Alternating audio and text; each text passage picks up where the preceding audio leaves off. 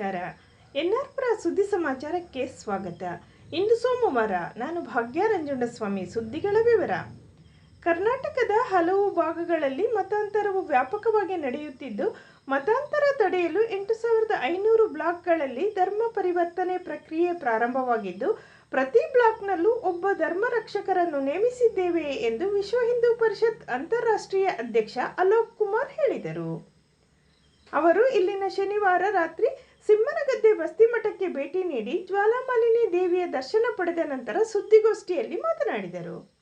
ನರಸಿಂಹರಾಜಪುರವೂ ಸೇರಿದಂತೆ ಕರ್ನಾಟಕದ ಹಲವು ಭಾಗಗಳಲ್ಲಿ ಮತಾಂತರ ವ್ಯಾಪಕವಾಗಿ ನಡೆಯುತ್ತಿದೆ. ವಿಶ್ವ ಹಿಂದೂ ಪರಿಷತ್ ಇದನ್ನು ಗಂಭೀರವಾಗಿ ಪರಿಗಣಿಸಿದೆ. ವಿಶ್ವ ಹಿಂದೂ ಪರಿಷತ್ನ ಇತರ ಕಾರ್ಯಗಳನ್ನು ಮಾಡುವುದನ್ನು ಬಿಟ್ಟು 2 ವರ್ಷಗಳಲ್ಲಿ ಕೇವಲ ಮತಾಂತರವನ್ನು ತಡೆಗಟ್ಟುವುದು ಹಾಗೂ ಘರ್ ವಾಪಸಿ ಕಾರ್ಯಕ್ರಮಗಳನ್ನು ವ್ಯಾಪಕವಾಗಿ ಕೈಗೊಳ್ಳಬೇಕೆಂದು ಸೂಚಿಸಲಾಗಿದೆ. ಇದು ಆರಂಭದ ದಿನವಾಗಿದ್ದು 4500 ಧರ್ಮರಕ್ಷಕರು ಸಿಕ್ಕಿದ್ದು, ಇವರು 6 ತಿಂಗಳಲ್ಲಿ 50,000 ಹಿಂದೂ ಜನರು ಇಸ್ಲಾಂ ಧರ್ಮಕ್ಕೆ ಪರಿವರ್ತನೆಯಾಗುವುದನ್ನು ತಡೆಗಟ್ಟಿದ್ದಾರೆ ಹಾಗೂ ಹಿಂದೂ ಧರ್ಮಕ್ಕೆ ವಾಪಸ್ಸು ಕರೆದುಕೊಂಡು ಬಂದಿದ್ದಾರೆ. 1 ವರ್ಷದಲ್ಲಿ ಈ ಸಂಖ್ಯೆ 1 ಲಕ್ಷಕ್ಕೆ ಹೆಚ್ಚಲಿದೆ ಎಂದು ವಿಶ್ವಾಸ ವ್ಯಕ್ತಪಡಿಸಿದರು. ಸುದ್ದಿಗೋಷ್ಠಿಯಲ್ಲಿ ವಿಶ್ವ ಹಿಂದೂ ಪರಿಷತ್ ಜಿಲ್ಲಾ ಘಟಕದ ಅಧ್ಯಕ್ಷ ಕೆಪಿ ಸುರೇಶ್ ಕುಮಾರ್, ವಿಭಾಗೀಯ ಸಂಚಾಲಕ ಆರ್.ಡಿ. ಮಹೇಂದ್ರ, ಶೃಂಗೇರಿ ಸಂಯೋಜಕ ಅಭಿ ಗಡಿಗೇಶ್ವರ, ದಿವೀರ್ ಮಲ್ನಾಡ್ ಇದ್ದರು.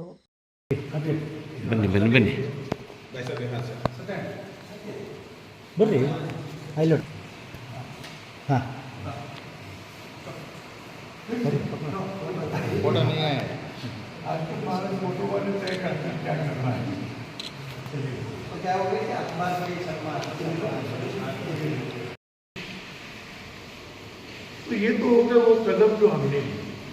गड़बड़ तो केवल चढ़ावे की उसमें हुई. स्टेट बैंक ऑफ इंडिया इतना बड़ा बैंक है, उसके लोगों को अपना काम आना चाहिए ऐसा सोच करके पैसा गिनने की जिम्मेदारी. ಶಾಂಕರ ತತ್ವ ಪ್ರಸಾರ ಅಭಿಯಾನದಡಿ ಮುಂದಿನ ದಿನಗಳಲ್ಲಿ ರಾಮಾಯಣ ಸ್ಪರ್ಧೆಗಳನ್ನು ಶೃಂಗೇರಿಯ ಶಾರದಾ ಪೀಠದ ನಿರ್ದೇಶನದಂತೆ ಎಲ್ಲ ಶಾಲೆಗಳಲ್ಲಿ ಆಯೋಜಿಸಲು ರಾಜ್ಯ ಸಂಚಾಲಕರು ನಿರ್ಧರಿಸಿದ್ದು, ಮಕ್ಕಳನ್ನು ಇದರಲ್ಲಿ ತೊಡಗಿಸಿಕೊಳ್ಳಬೇಕು ಎಂದು ಶಾಂಕರ ತತ್ವ ಪ್ರಸಾರ ಅಭಿಯಾನದ ಜಿಲ್ಲಾ ಸಂಚಾಲಕ ಸದಾಶಿವ್ ಭಟ್ ಹೇಳಿದರು.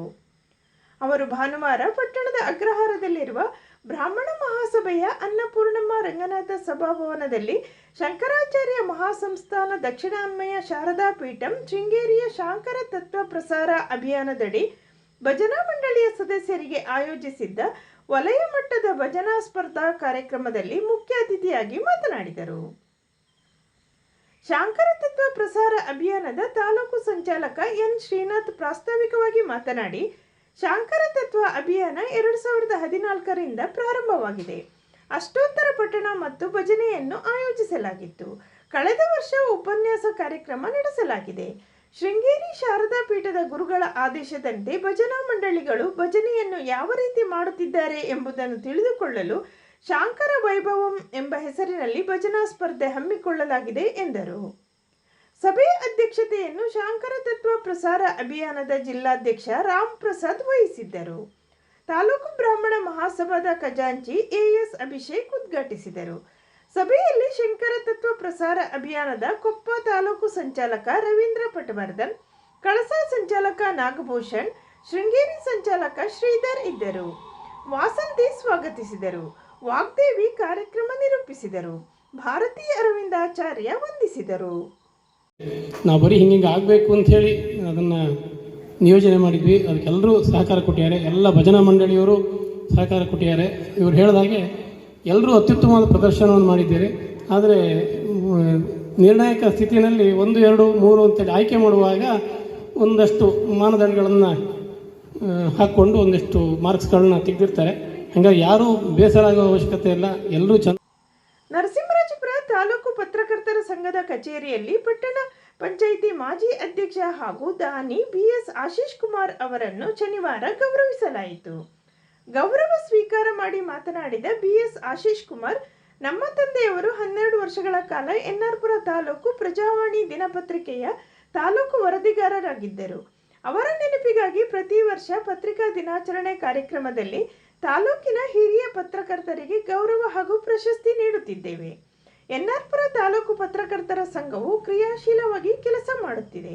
ಪತ್ರಕರ್ತರು ಸಹ ಪ್ರಾಮಾಣಿಕತೆಯಿಂದ ವರದಿ ಮಾಡುತ್ತಿದ್ದು ಜಿಲ್ಲೆಯಲ್ಲೇ ಉತ್ತಮ ಹೆಸರು ಗಳಿಸಿದ್ದಾರೆ ಎಂದರು. ಸಭೆಯ ಅಧ್ಯಕ್ಷತೆಯನ್ನು ತಾಲೂಕು ಪತ್ರಕರ್ತರ ಸಂಘದ ಅಧ್ಯಕ್ಷ ಅಭಿನವ ಗಿರಿರಾಜ್ ವಹಿಸಿದ್ದರು.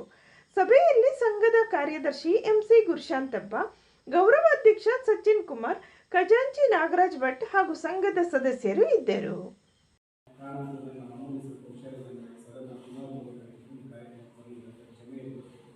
ಪ್ರತಿ ವರ್ಷ ನಮ್ಮ ತಂದೆ ವಯಸ್ಸಲ್ಲಿ ಸಣ್ಣದಾಗಿರ್ತಕ್ಕಂಥ ಸೇವೆ ಮಾಡತಕ್ಕಂಥ ಅವಕಾಶ ನಮಗೆ ಕೊಟ್ಟಿದ್ದೀವಿ. ಅದಕ್ಕಾಗಿ ನಮ್ಮ ಕುಟುಂಬ ಯಾವತ್ತೂ ನಿಮ್ಮ ಚಿಂತನೆಯಾಗಿದೆ. ಮುಂದಿನ ದಿನದಲ್ಲಿ ಇನ್ನಷ್ಟು ನಿಮ್ಮ ಈ ಒಂದು ಪತ್ರಕರ್ತರ ಸಂಘದ ಮುಖಾಂತರ ಇನ್ನೂ ಹೆಚ್ಚು ಕಾರ್ಯಕ್ರಮಗಳು ಅದಕ್ಕೆ ಯಾವತ್ತೂ ನಮ್ಮ ಸಹಕಾರ. ಖಚಿತ ಮಾಹಿತಿ ಮೇರೆಗೆ ಪೊಲೀಸರು ನರಸಿಂಹರಾಜಪುರ ತಾಲೂಕಿನ ಮುತ್ತಿನಕೊಪ್ಪ ಗ್ರಾಮ ಪಂಚಾಯಿತಿಯ ಕೆ ಕಣಬೂರು ಬಸ್ ನಿಲ್ದಾಣದಲ್ಲಿ ಕಾರ್ಯಾಚರಣೆ ನಡೆಸಿ ಅಂದಾಜು 50,000 ರೂಪಾಯಿ ಮೌಲ್ಯದ ಗಾಂಜಾ, 2 ಬೈಕ್ ಹಾಗೂ 3 ಜನ ಆರೋಪಿಗಳನ್ನು ಶನಿವಾರ ಸಂಜೆ ಬಂಧಿಸಿದ್ದಾರೆ. ಪೊಲೀಸರಿಗೆ ಬಂದ ಖಚಿತ ಮಾಹಿತಿ ಮೇರೆಗೆ ಶನಿವಾರ ಸಂಜೆ 4:30 ಗಂಟೆಗೆ ಮುತ್ತಿನಕೊಪ್ಪ ಗ್ರಾಮ ಪಂಚಾಯಿತಿಯ ಕೆ ಕಣಬೂರು ಬಸ್ ನಿಲ್ದಾಣದಲ್ಲಿ ನಿಂತಿದ್ದ 3 ಆರೋಪಿಗಳನ್ನು ತಪಾಸಣೆ ಮಾಡಿದಾಗ ಅವರ ಬ್ಯಾಗ್ನಲ್ಲಿ ಗಾಂಜಾ, ಹೂವು, ಮೊಗ್ಗು, ಸೊಪ್ಪು ಪತ್ತೆಯಾಗಿದೆ. ಪೊಲೀಸರು 3 ಆರೋಪಿಗಳಿಂದ ಗಾಂಜಾ, 2 ಬೈಕ್ ವಶಪಡಿಸಿಕೊಂಡು ಆರೋಪಿಗಳ ಮೇಲೆ ಪ್ರಕರಣ ದಾಖಲಿಸಿ ಬಂಧಿಸಿದ್ದಾರೆ. ಎನ್ಆರ್ಪುರ ಪೊಲೀಸ್ ಠಾಣಾಧಿಕಾರಿ ನೂತನ್ ನೇತೃತ್ವದಲ್ಲಿ ನಡೆದ ಕಾರ್ಯಾಚರಣೆಯಲ್ಲಿ ಪಿಎಸ್ಐ ನಾಗರಾಜ್, ಸಿಬ್ಬಂದಿಗಳಾದ ಮಧು, ಕೌಶಿಕ್, ಚಂದ್ರು, ಪರಮೇಶ್, ಕಾಂತೇಜ್ ಪಾಲ್ಗೊಂಡಿದ್ದರು. ವಂದನೆಗಳು.